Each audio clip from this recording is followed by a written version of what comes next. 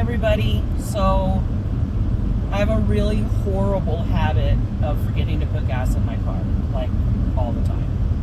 I drive a hybrid, and so my excuse is I hardly ever have to put gas in, so I forget. So here I am driving home from work. I drive more than 12 miles to work one way. And this is important because according to my car, I left my work at 12 miles to empty. First couple of miles are usually the crucial scary ones, and then after that the electric kicks in and I'm able to kind of cruise in electric mode a little bit and kind of stretch it. I want to say I have, I think, like 25 miles to the nearest gas station. Somewhere around there. Normally I make it. Normally I go screeching in. I think the closest I've ever gotten was like 1 mile to empty, maybe 2 miles to empty. I don't know this time though, guys. I really don't know if I'm going to make it to the gas station or not this time. So, yeah. So you guys are going to come along with me for a little bit of this trip anyway and see if I make it. In the meantime, because I'm only driving like 23 miles an hour to keep it in environmental mode, I'm going to tell you guys a little story. Speaking of gas. So, a couple of months back, I was scheduled for a colonoscopy. And it was scheduled for a Monday morning. And so Sunday night, I had to drink the first of the 2 bottles of Prep. And then the next morning, I was supposed to drink the second bottle, like 3 or 4 hours, whatever, before the procedure. I had to fast all day Sunday, so here I was, fasting all day Sunday. Finally, the moment arrived, Sunday evening, where I was like, okay, here it is. So I chugged this really gross stuff, and I'm chugging all the water afterwards, they tell me to, and I have been drinking water all day. And David made me like a little bowl of chicken bouillon, and I ate a couple of popsicles, and I just did everything I could to kind of keep my mind off of the fact that I was hungry, because I'm a very food-driven person, and yeah. So anyways, I drink the stuff. About an hour and a half, 2 hours later, I get a phone call, and it's from the hospital where the procedure is supposed to take place. So, of course, I answer the phone because, you know, I'm thinking we're doing an early check-in or something, and the very, very sweet girl on the other end of the line was like, looking for Joy Reefer, and I'm like, this is her, and she was like, hi, I'm really sorry to have to tell you this, but we have to cancel your procedure for tomorrow due to an issue with the machinery or whatever, right? And I'm like, are you kidding me? And I'm like, I already drank the stuff. And she's like, I know. I am so sorry. And I wanted to cry. All right. And it's on speaker, and David is sitting there on the bed with me because it's almost bedtime, right? But, of course, the stuff was working, so I wasn't really going to bed yet. So I said, okay, well, thank you. And I hang up, and David was like, what the fuck, right? And I'm like, yeah, that sucks. I'm eating dinner right now. And he was like, all right, let me go make you a couple of sandwiches. Because it was kind of late, and I get acid reflux, and so it's not like I could eat anything in. So being the sweet, very attentive, very nurturing, his love language is the acts of service type, right? He goes and makes me some Sammys, and I'm like, okay. I go to the bathroom, and I was like, I'm not doing this all night. There's no way. I'm gonna at least sleep, right? So I take some Imodium, because I was like, well, if the other stuff started it, this would stop it, right? So I took some Imodium, and you know, you take the 2 pills, and then if it doesn't work, you take another one, right? So I took the 2 pills, and it didn't work, so I took another one, and then I went to bed, and I woke up in the middle of the night, like 2 o'clock in the morning, and I had to go to the bathroom. So I was like, okay, well, I'm taking another one. And so I took another one, and I go and lay back down, and then I was like, oh my God, like, I have cramping, like gassy kind of cramping. So I rummaged through our medicine cabinet, and I find some of those Gas-X, whatever they were, little tablets. I don't know if that was the actual name brand, but you get the idea. It was one of those. And so I read the back, and it says to take however many. So I took them. I think it was 2. So I took 2, and I don't know, like 10, 15 minutes later, like my tummy still hurt. And so I was like, well, I don't want to do this. So I took another one, and then I fell back asleep, and then I woke up like 4 hours later to like excruciating pain, and I thought maybe it was acid reflux. So I took some antacids, and the pain was still there. So I was like, well, maybe it is gas. So I took some more, whatever, Gas-X or whatever, plug in the product here, right? And it still hurt. So I went to go take another one, and like nothing was happening. Nothing was moving, right? Like in any form, solid, liquid, or gas, like nothing was happening. Everything had come to a complete standstill. So I was like, well, let me read the box. Let me see how many of these I can take. And so I read the box again, and it was at that time that I realized that they were expired by like almost 2 years. And I was like, well, that just means that they're not as effective.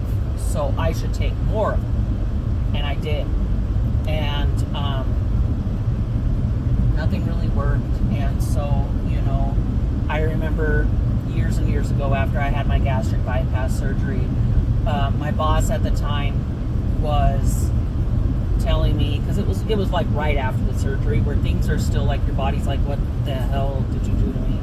And everything's in shock. And so I had an incident at work where I was also in a lot of pain, and she was like, go in your office and close your door and lock it.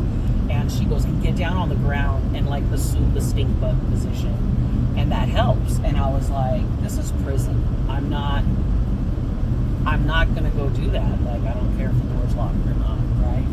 I said, I'll just deal with it. I go back to my office, and anyways, I still didn't feel better, so I did what she said, and it worked. And so that all came crashing back to me that Monday morning. So I tried that, and that still didn't work. And I kept trying to like burp or something, and I remember somebody telling me once something about like, if you have shoulder pain or neck pain or whatever, you put your arms all the way up against the wall and you stretch, and it stretches out your torso. And I don't know why, but I was like, well, maybe that'll help me like burp. So I tried that, and I pulled my shoulder, and this was a couple of months ago, and it still kind of hurts a little bit. I can't really sleep on it unless I'm very careful, which sucks because Macaroni likes to sleep on that side of me, and it's a whole thing, right? Because Squatch is taking up all of this room, and Macaroni's usually over here, and so is Sue, and Murphy has kind of ditched me for David lately, but you haven't met them all yet, but you will. And anyways, so nothing is working, and it's starting to hurt like bad. And I told David, I said, listen, I think I should probably go to the ER just to see if they could give me like an antacid or something through an IV, because I woke up from surgery once with pretty severe acid reflux, and they gave me Pepcid through my IV line, and wow, within seconds it went away.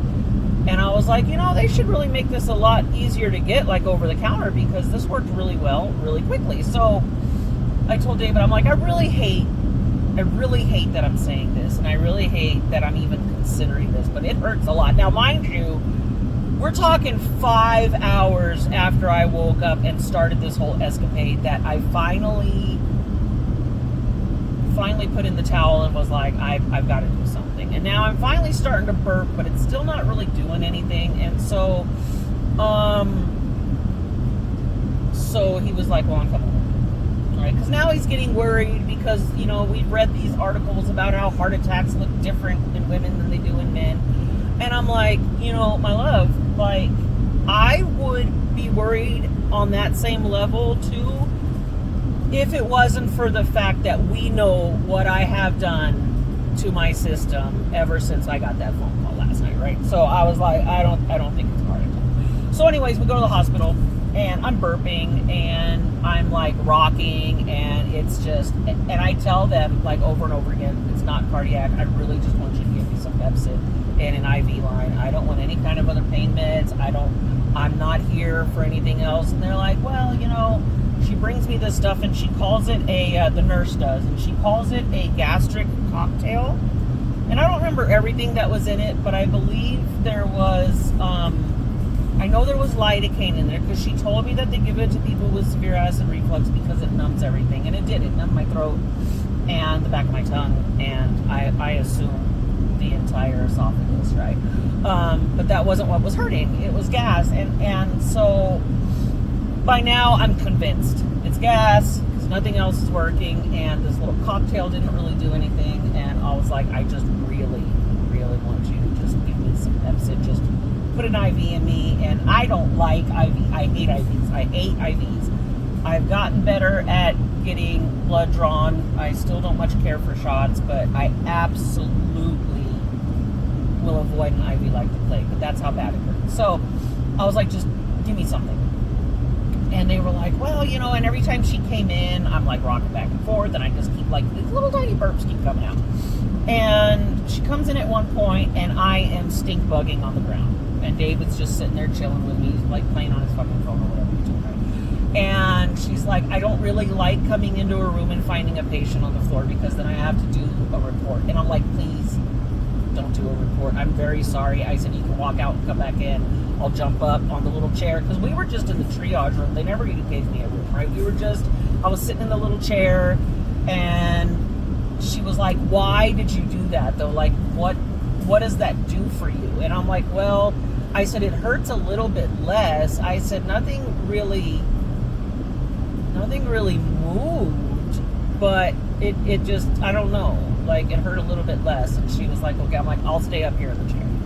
So I'm up in the chair and I'm just like rocking back and forth, and I'm rocking back and forth. And like every time I rocked down, I would purposely like kind of rock harder in hopes, because it was like right, like where the diaphragm is, like right at the bottom of like, I don't know, like right at the bottom of the rib cage, right? And I kept explaining that to them, and I'm like, listen, like it hurts. And so I was kind of like not throwing up, but kind of throwing up like clear liquid a little bit, and nothing dramatic. And it was just horrible. So at one point when I rocked, well, magic happened, and it was glorious, and it was loud, and it was a little embarrassing. And David was like, I'm proud of you. That was impressive. And I was like, oh my God. Right, because by now there's some guy in the triage chair next to me that, like, I don't remember, something like he got a bracket somehow stuck in his leg or something weird happened, because even David and I were like, how did that even happen? Just from hearing it, we couldn't see him, right? And so, it was in his hand, because I remember them saying that they were going to send him to a trauma center because they were worried about, like, the tendons and stuff. A bracket or something weird like that, right? So anyways, so I go, and like this gloriousness happens, and like right away it didn't hurt nearly as bad as it had been. And the nurse comes back, and now the doctor had come in a couple of times too, but he's not as impressive in the story as the nurse was. nurses are badass, right? So the nurse comes in and she's like, well, this is the first time I've come in and you haven't been burping. She goes, so that's nice. And I'm like, you're telling me. And she goes, we do.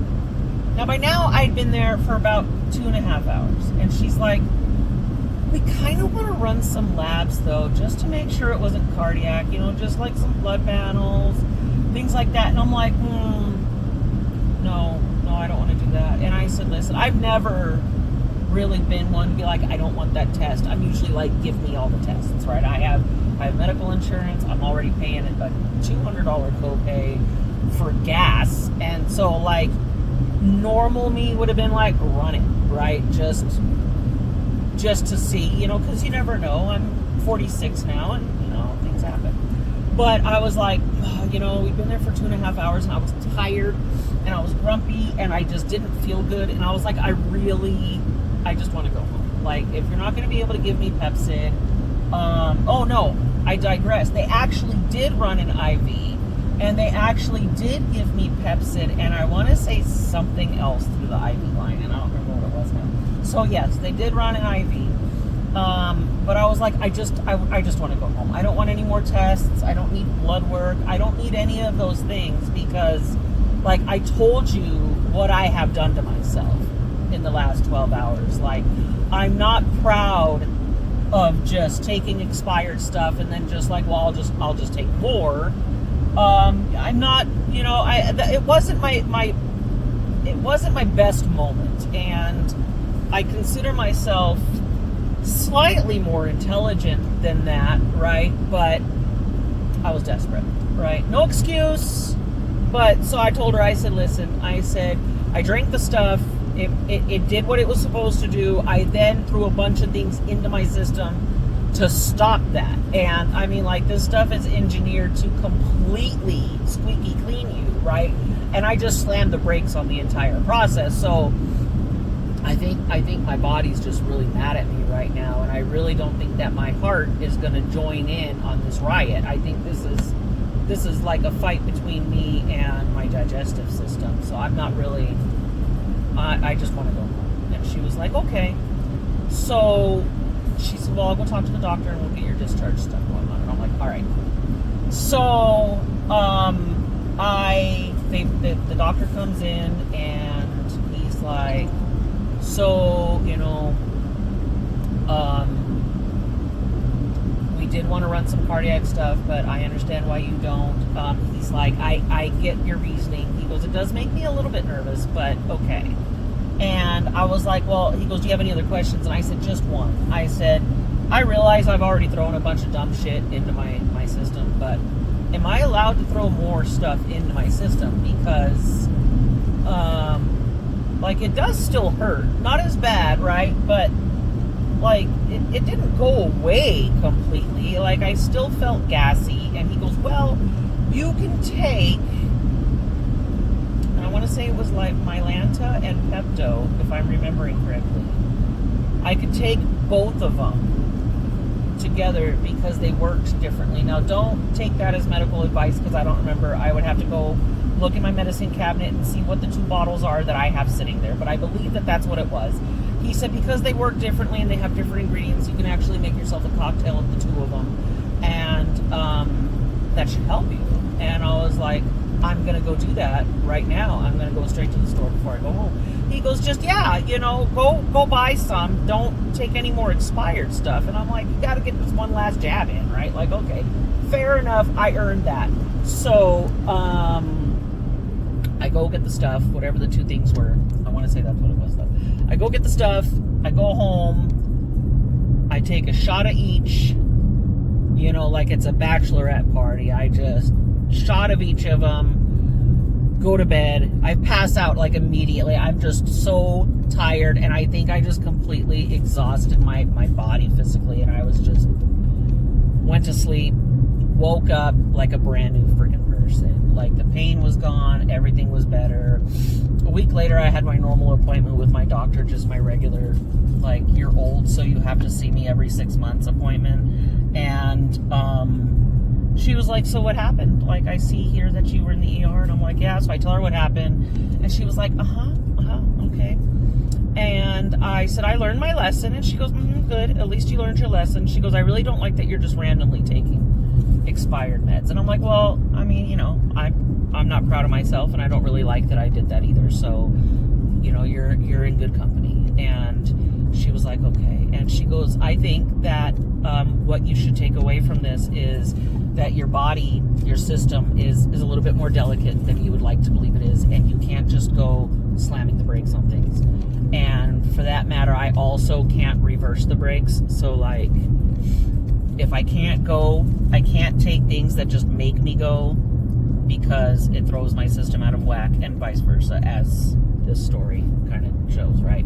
So I learned my lesson. So a week later, I had my actual procedure, and I was pretty hesitant taking that first bottle the night before, because I was really worried that they were going to call me like an hour afterwards again and be like, sorry. And I would have not been very impressed to be stood up like that twice. So yeah, that's my lovely ER story. So $200 copay at the ER for a fart, basically, is what that boiled down to. And so I've been driving now, according to my car, for 26 minutes. I have driven 12.6 miles. And remember, it was 12 miles to empty. I am now at 8 miles to empty. And